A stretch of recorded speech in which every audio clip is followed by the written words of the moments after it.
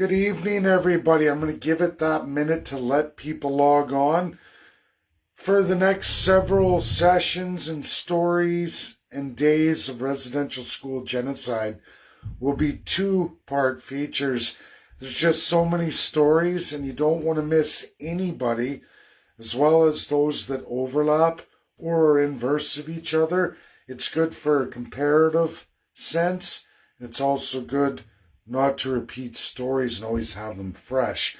So that's what I'll be doing for several weeks, actually, going forward, is two story groupings, and that'll be coming every other day. So tonight, no residential school genocide, but I do tag in this video the LaRouche organization out of the United States of America.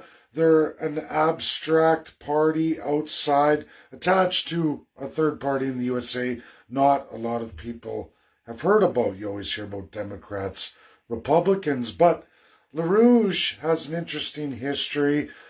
I don't necessarily subscribe to everything they talk about, but when it comes to economics, the focus and this understanding by a core group of Americans absolutely on how the USA operates, and they don't seemingly understand why certain things happen. Well, I do, and I would like to give that to them. That's what we're going to be doing in this video. But as I see everybody's logging on, I can see everybody coming in. This is explosive. It's huge all day today. Some of you are in tonight. I see you. And others, lots of messages from First Peoples across Canada, specifically First Peoples from reserves with actual discoveries in ground penetrating radar, and all of a sudden new fantastic financial deals proposed by the federal government of Canada. And people are asking me, Dave, is this a good deal? Dave, what's going on here? Why this money? Why now from the Liberal government? Well, folks, I'm going to be clear here.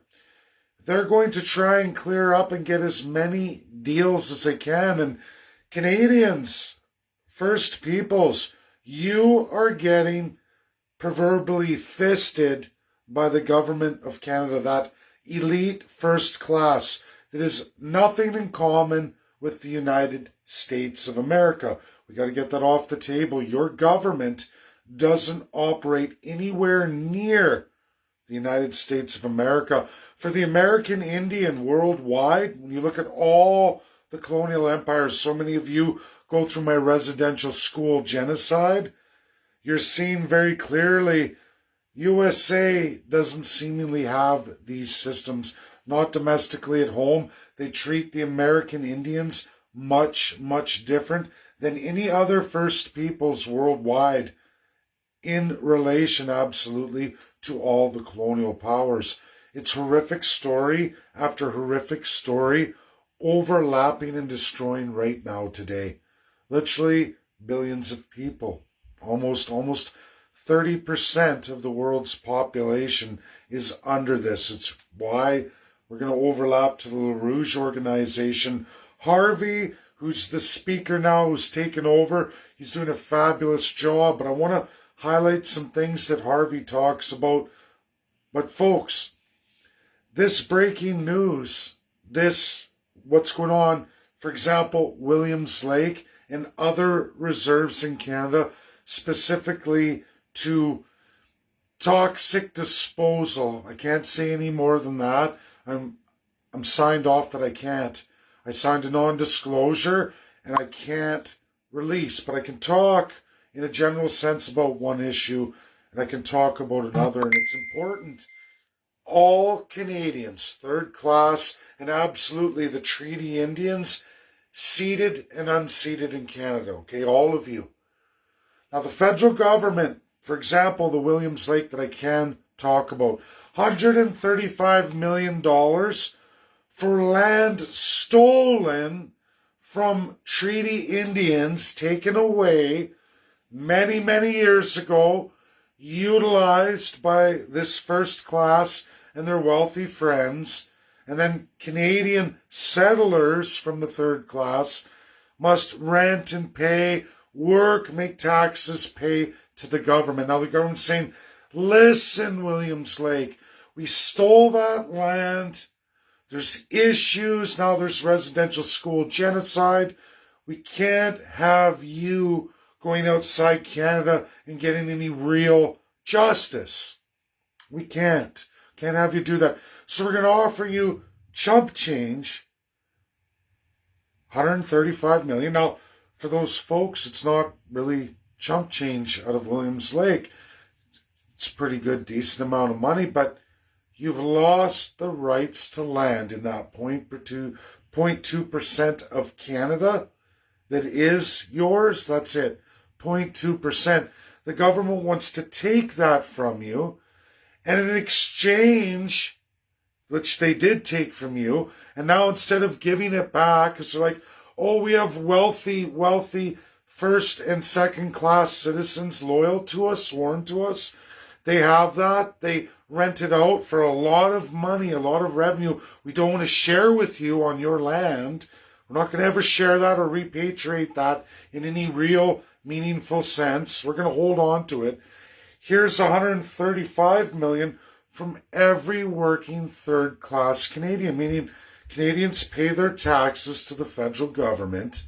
All working Canadians, the number one largest source of revenue that the federal government gets.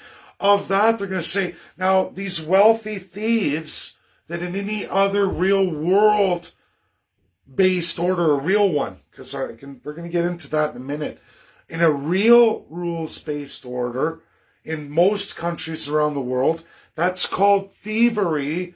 And there's also not only a criminal element to that I've stolen this from you, but I made a shitload of money. There's crimes of, or the proceeds from the crime of my theft of all the years. I am liable to have to pay that back to you. So I want you to wipe the slate clean. Another shit treaty, overlap over a treaty. Pay for now. I'm going to give you some chump change. But you know what? It's not my money. No. Not only am I going to keep the stolen land, get you to sign off on my criminal liability, but also I'm not going to pay you back. None of my wealthy friends are going to pay you back. You see these third-class slaves, my pyramid, down here, the third class? They're going to pay the agreement, because I'll tell you that 135 million Canadians, I've already read through the whole deal.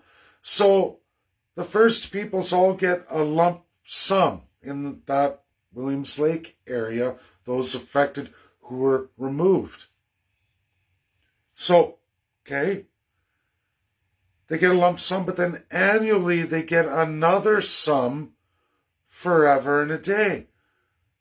Is the wealthy first-class thieves and the second-class loyalist thieves attached who actually own the stolen property and are making money on the stolen property? Are they paying it? No. The promissory is that all those third class who have to rent or sign on to a financial mortgage agreement where the government still owns the stolen property and is making all the money along with their wealthy friends. It's you who works, your taxes, federally income tax, are diverted in the lion's share of the money annually that must be paid to those First People. The Criminal Code of Canada stipulates that's a crime for all third class and all First Peoples in Canada, most of the second class, except for those tied in directly with a foreign overlap, 99% of the time, usually United Kingdom. They're not subject to any of it. So they get to keep the stolen property, sign a crap deal that the third class pays for, and the third class still has to lease or mortgage to property rights to that are not really cemented because the federal government can take it away from any time they want.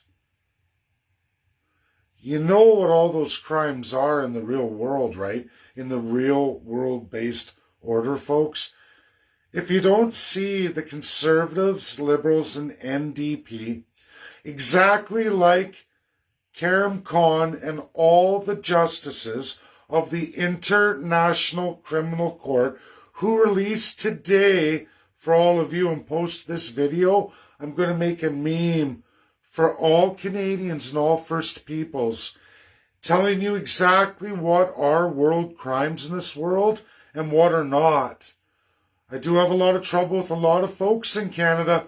It doesn't help with those loyally signed on graduates of the bar here in Canada who are sworn to the crown, who flagrantly lie over and over or fail to disclose. I'm not subject to that system. I can tell everybody the truth. And folks, that's the truth. I just told you the truth of what the federal government's doing. Now, in another area, which has an unceded, ceded overlap, when I say that, folks, these are lands, when it's called unceded in Canada, it basically means the First Peoples never gave up their rights to the land. And when the federal government appropriates those lands, it's called war. We call that war in the world. Just like everyone's calling Ukraine and Russia war. Well, Canada's been at war with all unceded Indians forever and a day. USA, no. Russia, no. Only Canada's been in a perpetual war. That's why RCMP, military police are brought in, which is also, everybody, a massive world crime in the real rules-based order. Now, if Harvey gets this with the LaRouche organization, it's time to break all that down.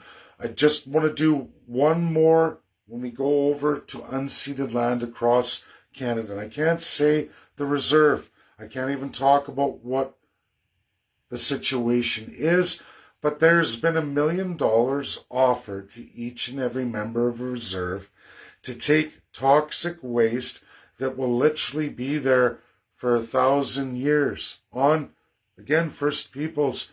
For those in treaty, when the federal government or through provincial crown, through the federal government, wishes to use your treaty Indian lands for waste of the toxic kind, and they're willing to pay you $1 million a person, it's very simple math.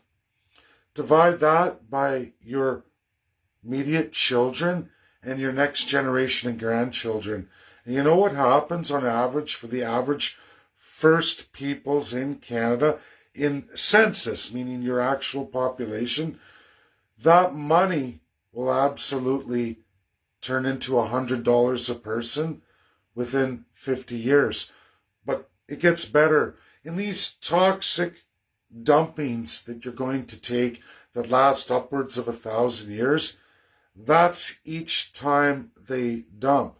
This agreement is going to be over and over, day after day, always adding another 1,000 years. How much in 100 years do you think of that $1 million will be available for those treaty Indians on that land that will probably not be available to them within 50 years? Where's the reserve now? Too bad, too late, the money's gone. And literally 3 generations, there will be not a lick of that money. No matter how it's invested, there will be class structure right in the reserves. We're already way down here. Without the ability to do infrastructure through taxation, because you've only been given the power of, at highest, a municipal councillor. That's the highest power of a First Person's chief in Canada. That is the new UNDRIP. Your money will be gone in less than 3 generations completely. There is no way to see that generate and continue on. Not without the infrastructure system in place or some kind of mode means to get new lands, which the federal government isn't doing that. This is a way to steal your land. make it unlivable, maybe even poison your people. If it was a good deal, why wouldn't they hit it with Toronto and say, hey, Toronto, we can lower all your taxes for every Torontonian. Let us bury toxic substances underneath the city of Toronto. Heck, pick a GTA area. Pick any one. The answer is resoundingly no effing way.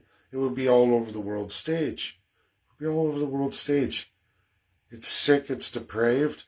If you've missed my residential story, Genocide Day 30, 31, 31, 32, 33, I'd go back to it, and I'd also go back to those days on nuclear fallout from 41 high atmospheric releases over the Polynesian Islands, specifically the cancer rates of the poor First Peoples of the Austral Islands. There's even more. I haven't even scratched the surface yet, folks. Now, on this portion of the video, we're addressing Harvey, the new leader and speaker for the LaRouge organization. Harvey goes into a lot today, a lot of groundbreaking talks, but Harvey, like most Americans, and I get it, you've missed the whole thing. You're right on all your narratives. You're just missing the guilty party. And it's no accident, because America's only got 300 publications in the last 250 years that addresses the colonials. Specifically, we're talking about monarchical systems. The LaRouge organization, like many that do go down this road, when they talk about new rules-based order of the world, I'm sorry, but that is exactly what is the old world rules and order from the League of Nations. Well, who are they? Crown colonials. USA was not in that organization. That's why a lot of Americans struggle to understand the system. America's been out of monarchical systems for over 250 years. Russia, way over 120 years. And even still, it was imperial. They never went colonial. China, complete blind spot all the way through, even now till today. USA and Russia at least dip their toes. They've got limited publications, very, very minor amounts of publications. Why would they? They got rid of that system. It's only in recent times we watched the abuse of the executive, the American executive, throwing away seemingly the American Constitution, which is giving rise to these new thoughts and ideas. And I want to break it down for the LaRouge organization. And you can find it's verifiable, credible, and you can back it up. The rules-based order you talk about, for one, is not the UNSCP 5, which is the highest level of executive authority and the highest constitution of the world, the United Nations Charter. When you read that, Harvey, you hit the P5, United Nations Security Council, permanent 5 members, the allies of World War II. We got Russia, USA, China, UK, and France. Problem is, when you take away Russia and China, you leave an inept America in relation to anything to do with the crown and monarchical systems. Here's America, we the people, real America first, a whole narrative of the people, strength of the people. You talked about agriculture, you talked about so many things today. And it all comes back to the fact that America has aligned itself now, at least with just the executive. When you talk about corrupt politicians, your American presidency is aligned with monarchies in violation of the American Constitution. When you look at all those European countries, Harvey, they're all unitary or constitutional monarchies. Well, what does that mean? It means they're tied to the Commonwealth Charter 2012. There is your Green New Deal, your food starvation, and your financial system. And you know what, Harvey? It is exactly what was made during the League of Nations that led absolutely to World War I and World War II. Harvey, I can show you how many American soldiers in the inequality of person, which you talked all about today. You're just not understanding the animal, and that's what it is, an old world animal that at least the American presidency, in the legal executive power of presidency, is completely embedded with. Even the Republicans are dipping their toes into it now. Donald Trump just made a deal with several of them in his last 3 months of office. It's scary. It's sick. You talk about the media, the corruption of media, Harvey. You talk about the IMF, World Bank. All of them. All of them. They are sub-organs of the UNSCP5. And right now, when you take out non-unitary and absolutely non-monarchical Russia and China out of the equation, and it's USA with UK, France, and also they're talking about Japan, Axis colonial powers. Look at the powers you're talking about. I can tell you what they all share.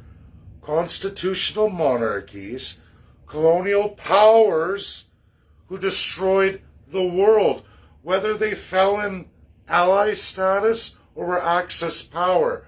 USA did not enter World War I until late, as well as World War II. Why? Because it was a war, folks, of constitutional monarchies. Monarchies. Divinity of a human being over other human beings. All 7 were colonizers. It was a fight for who's the most divine over the most people in the world.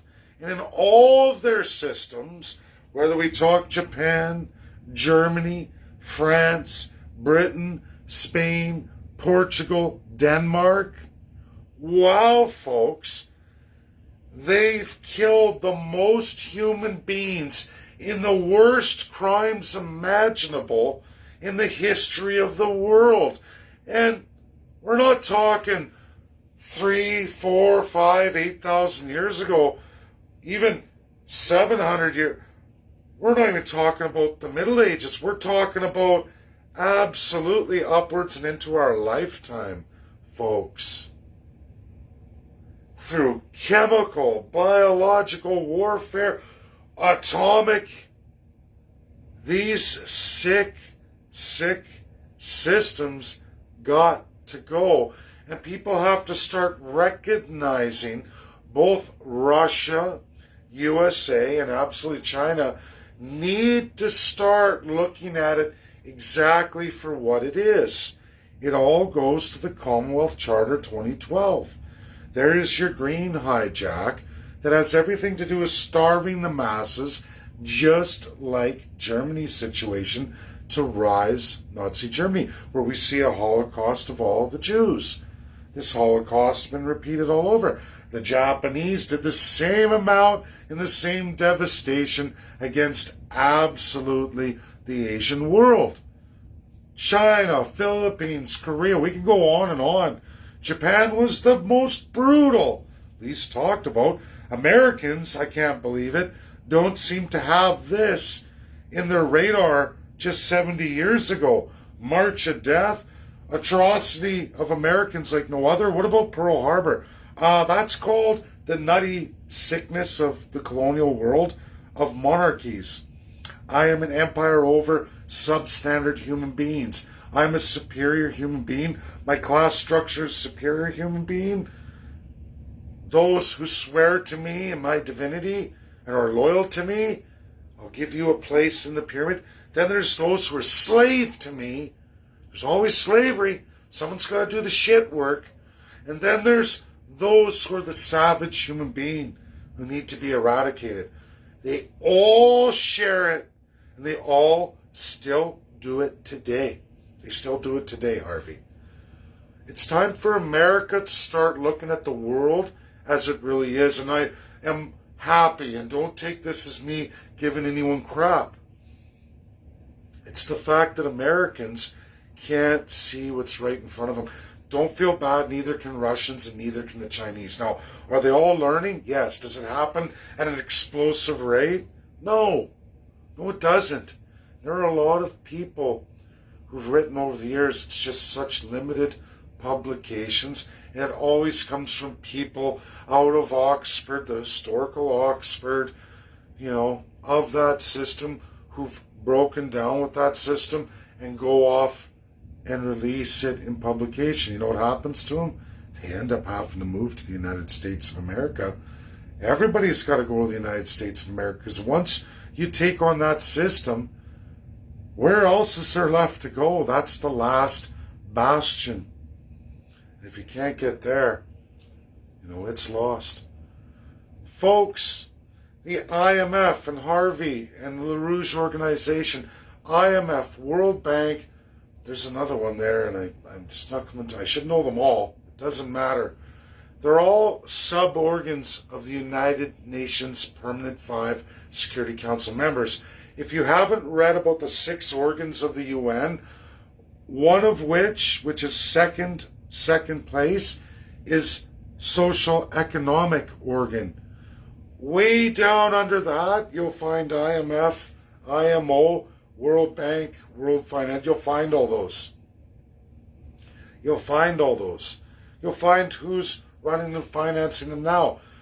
The P5 can step in individually or all together anytime they want. Right now, it's the United States of America and UK leading in World Financial, World Bank, as well as China, who's now actually in second place. They've overtaken UK. UK is trying to steal a place back, and unfortunately, the corruption of the executive power of the United States of America is the number one world issue today. What's wrong with America? It requires an amendment. The founding fathers, Harvey, more than 250 years ago, could never in their wildest imagination, when looking down the road, developing the first real world constitution for the peoples, a real one, after an explosive, unbelievable, nearly impossible thing. They repelled the most powerful colonial empire of the time, the people of America. They formed what would be the 50 states we see today. And believe it or not, Russia's had to do the same thing. Maybe a little different narrative, but they're both federalists. This is a very rarity. It's a gem of the world, that last bastion of hope. And it's America. And America sits there. The founding fathers couldn't see that far into the future. They could never, in their wildest dreams, believe. After throwing the monarchy out on its ass, Boston Tea Party, I can show you paintings, folks, just like the paintings of the first people in all the islands around the U.S. and the Caribbean, of the real Indian peoples. And all of a sudden they're not there anymore. But just like that, there's paintings. I can show you African Americans pulling down colonial statues with whites all the same in the 1700s, even in the bare feet. He came from the fields, and then throwing the statues. It was painted. And you can say, oh, it's bullshit. Well, the first peoples aren't bullshit.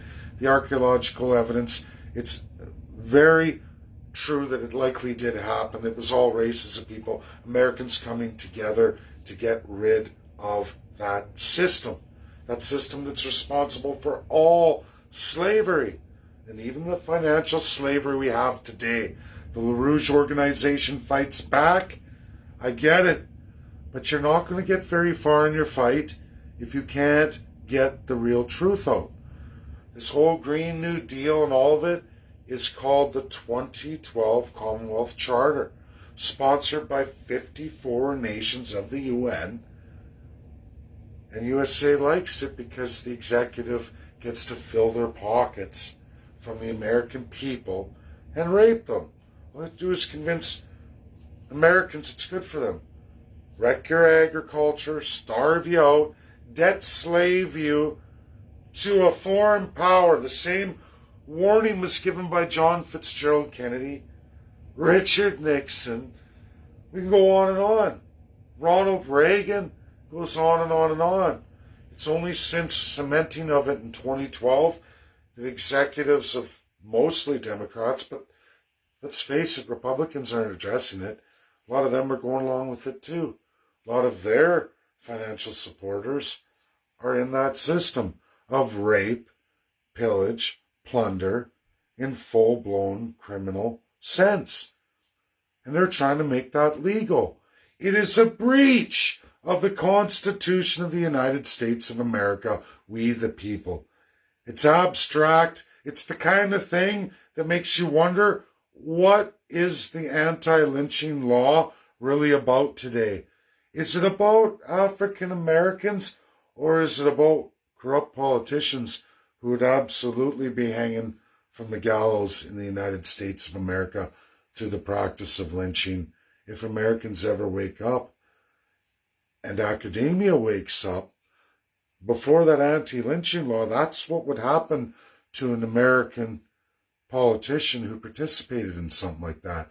Because you violated the highest laws of the land, the United States of America's Constitution. It's a gross violation. And if you don't believe me, I suggest you start looking at art in the period of American independence in the Boston Tea Party. I can show you paintings of whites and blacks, even barefoot blacks, hanging colonials from trees and statues and dumping them, cutting heads off and throwing them in the harbor. It's called decolonization, another world-binding law. It's been practiced since World War II finished and we got the UN Charter. There are international world-based rules that cement that by the UNSCP 5.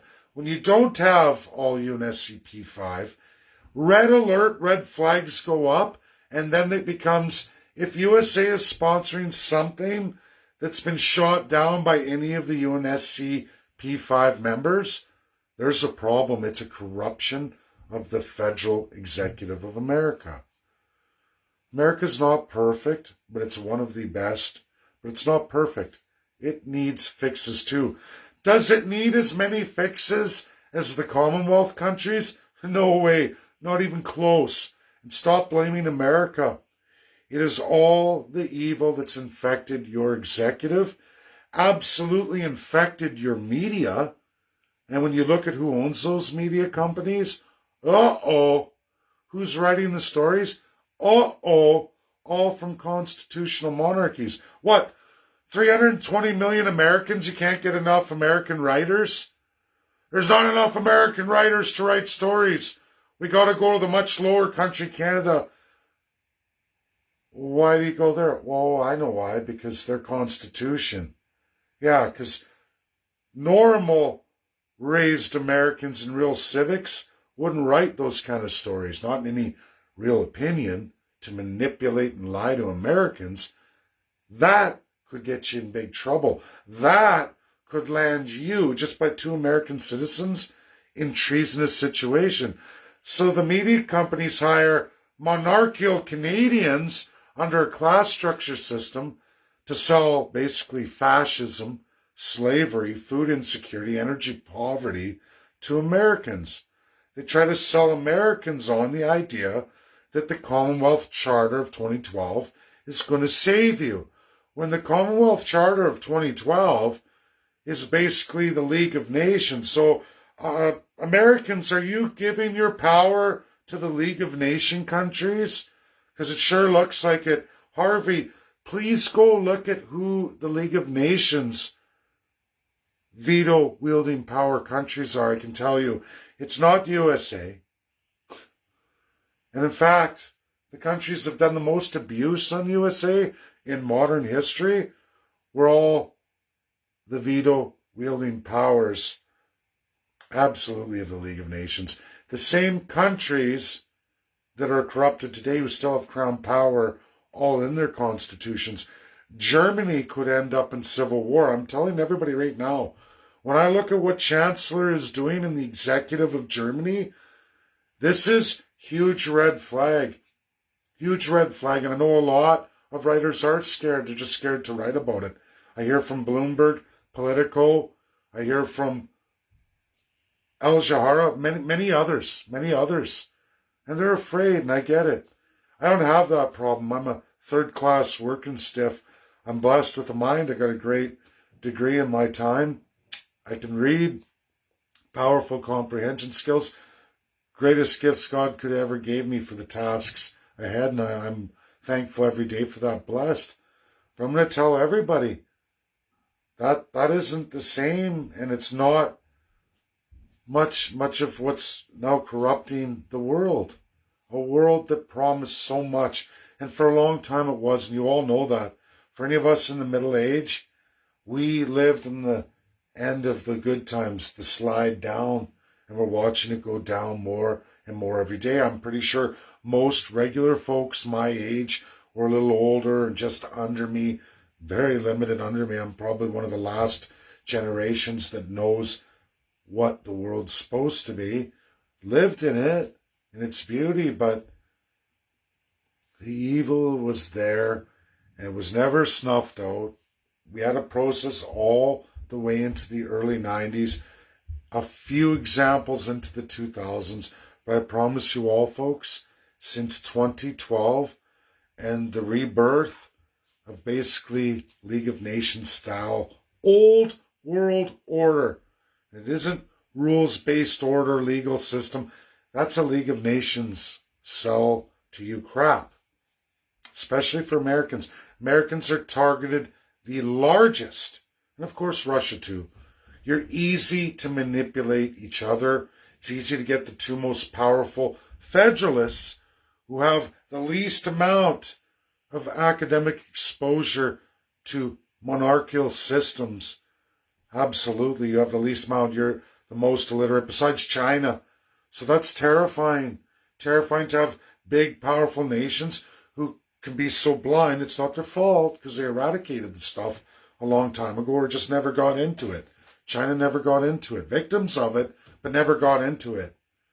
And then everyone looks, oh, USA is this. Well, yeah, USA's executive is being corrupted by basically the crown. Axis powers in World War II, exactly like Nazi Germany, Spain, Portugal, but also of those allies who are no different because they were all the same thing. World War I and World War II were world wars of colonials. End of story. It's why USA couldn't and didn't want to get involved. The colonials brought them in when they were losing. Oh yeah. Sad, sick, depraved. USA doesn't put a poppy on for Remembrance Day or any of those. They never do. That whole League of Nations horseshit, the opioid wars of China, it was outlawed in the United States in the 50s, guys. America celebrates its soldiers, its fight for the altar of freedom, because the poppy and the whole opiate wars of the crown over the Chinese and that whole Southeast Asia world and the opiate crisis we face today is nothing to celebrate and nothing of sending American soldiers to their death. Why would Americans ever celebrate that? That's called real civics, something none of the monarchical countries have, folks. Most of the unitaries don't have it either, which is a grand portion of the world today. The 193 nations, go look at it, folks. Very limited federalisms. We are somehow lucky on this earth today that there was a first peoples of that North America all the way to Siberia, all through to the United States. We're lucky that that's what led to America and at least Russia Federation today, or there wouldn't be a federalism of that magnitude. It's just, call it the Creator, call it God, or a hope that will always remain. Those nations have to start learning this. The academics have to start looking at this stuff, or we are doomed to go back to a time that led to World War I and II. It's coming. Agricultural, the economic, the slavery of finance. That's how World War I all got started. It was all about stealing people's land, destroying populations of people deemed not human or not in the pyramid structure, the people to liquidate with their lives. And then a slave class. Is that really a world that should be supported? World-based orders post 1946 UN Charter and all the binding laws by all 5 highest authority in the world are beautiful. If you ever read the ones that all 5 bound and forced the world to agree to, are beautiful. You read them through, it's like, it'll bring a tear to you. You go, wow, why is this world not here today? Because some of them don't want to let go. A whole pile of the world leaders are garbage. Unitary, monarchical, dictatorship, totalitarian. They don't want to let their wealth go. But we will see a World War I and II repeat itself. We will. If we stay on this road, if we don't stop and fight back, you're going to have to fight each other on behalf of a divine first class. And you better hope we win this time. This Third World War is to destroy that idea and destroy you.